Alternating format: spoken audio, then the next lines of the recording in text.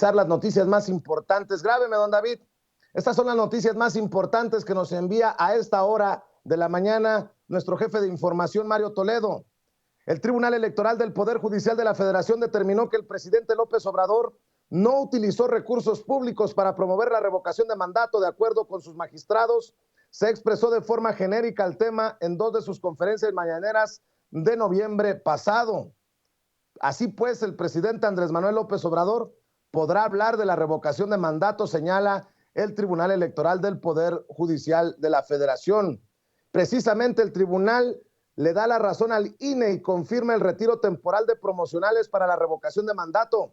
El Pleno de la Sala Superior del Tribunal Electoral del Poder Judicial de la Federación, por votación unánime, confirmó la decisión del INE de suspender la difusión de promocionales que invitan a la ratificación del mandato, los cuales fueron denunciados por violentar el derecho de participar en el ejercicio de revocación de mandato al variar la denominación del proceso que se encuentra consagrado en la Constitución.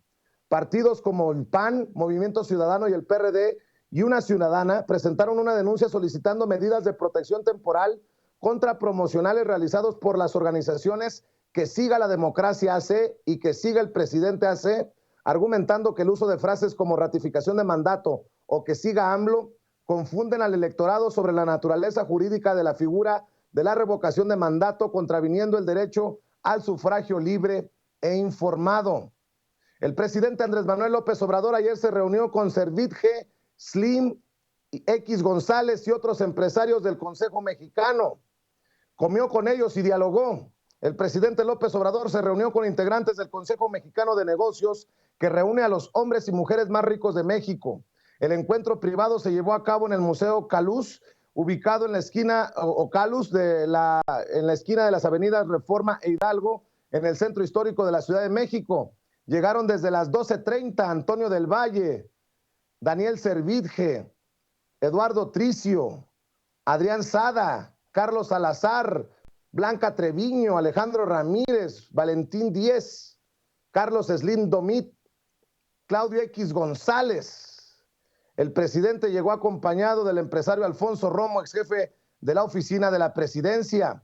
Durante 2 horas el presidente López Obrador comió y dialogó con los integrantes del Consejo Mexicano de Negocios, que agrupa a los empresarios más ricos del país, de temas como la reforma eléctrica, la inflación y el acuerdo para blindar las obras. Al salir del museo señaló que fue una reunión cordial de cooperación y de seguir trabajando juntos.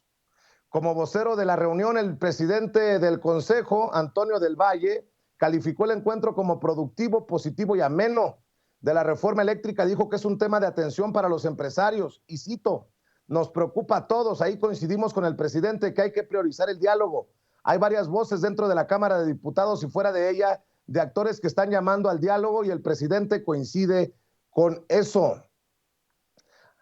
En una noticia que verdaderamente lastima, duele, hay 54 migrantes muertos y 58 lesionados tras volcadura en carretera Chiapa de Corzo, Tuxtla Gutiérrez.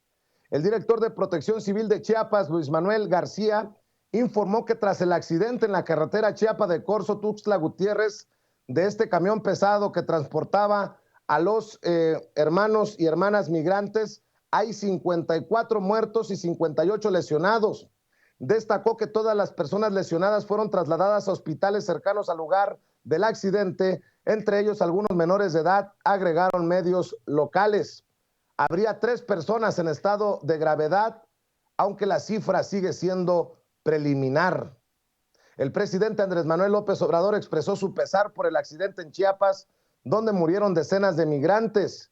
Lamento profundamente la tragedia ocasionada por la volcadura de un tráiler en Chiapas que transportaba migrantes centroamericanos.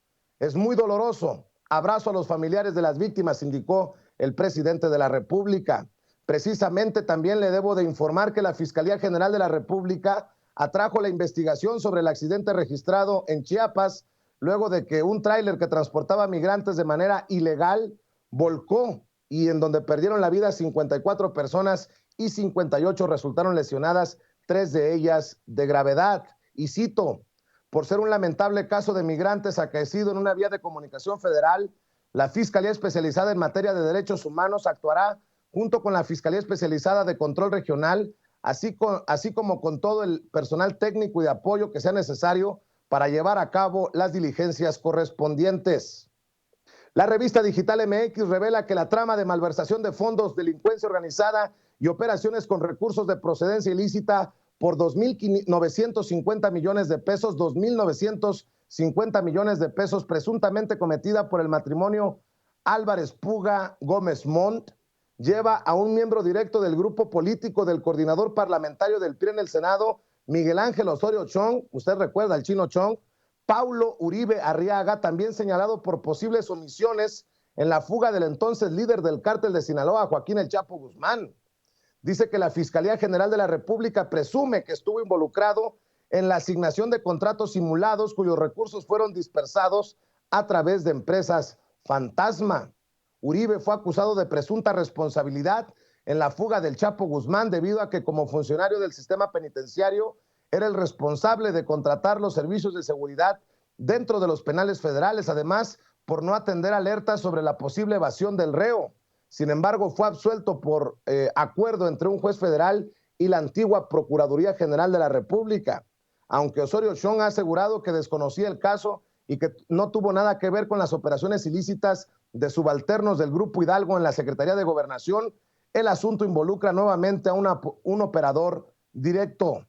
Agentes de la Fiscalía General de Justicia de la Ciudad de México realizaron de manera simultánea 3 cateos en inmuebles presuntamente propiedad de Julio César Serna, ex jefe de gabinete del entonces jefe de gobierno capitalino, el perredista Miguel Ángel Mancera. Los domicilios están ubicados en las alcaldías Benito Juárez y Magdalena Contreras.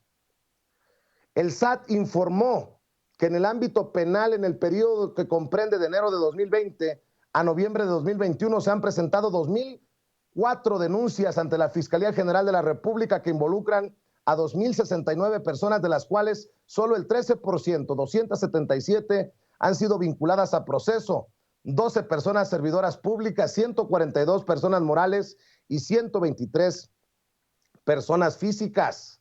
El extitular de la Unidad de Inteligencia Financiera, Santiago Nieto, informó que ya se puso en contacto con la Secretaría de la Función Pública con el objetivo de presentar su declaración de conclusión. Fíjese lo que le estoy informando de Santiago Nieto, que ayer estuvo en un evento. Le decía, con el objetivo de presentar su declaración de conclusión de encargo, y cito, me he puesto hoy en contacto con el secretario de la Función Pública para presentar mi declaración de conclusión de encargo y ahí se encuentran contemplados, como están desde la declaración de modificación patrimonial, los 3 créditos hipotecarios, incluyendo el que tengo con mi esposa de forma mancomunada. Estoy limpio, dice Santiago Nieto, y de su parte dice que no hay un enfrentamiento con el fiscal general de la República, Alejandro Gertz Manero. El Pleno de la Cámara de Diputados aprobó una reforma a la Ley General de los Derechos de Niñas y Adolescentes, de niños y adolescentes, para prohibir la venta o distribución gratuita de alimentos con alto contenido calórico y bebidas azucaradas en las escuelas de nivel básico, tanto públicas como privadas.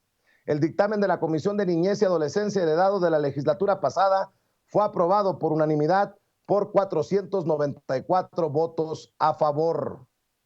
El Tribunal Superior de Justicia de Londres aprobó hoy extraditar a Estados Unidos al fundador de Wikileaks, Julian Assange. La vida de este hombre corre peligro, debo de decirlo.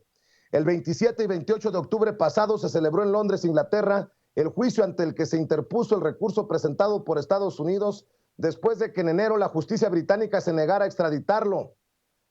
La jueza Vanessa Baraitser explicó que el rechazo a la petición de Washington responde a los temores de que el activista pudiera suicidarse, argumentando que la extradición sería opresiva debido a la salud mental de Assange. Por su parte, Estados Unidos aseguró al Reino Unido que si extradita a Assange, este podría cumplir su condena en Australia, el país donde nació. Así pues, el Tribunal Superior de Justicia de Londres autoriza la extradición del fundador de Wikileaks a Estados Unidos. De las noticias que estamos siguiendo para ustedes, sin pelos en la lengua, sin censura. Y mientras esperamos al presidente Andrés Manuel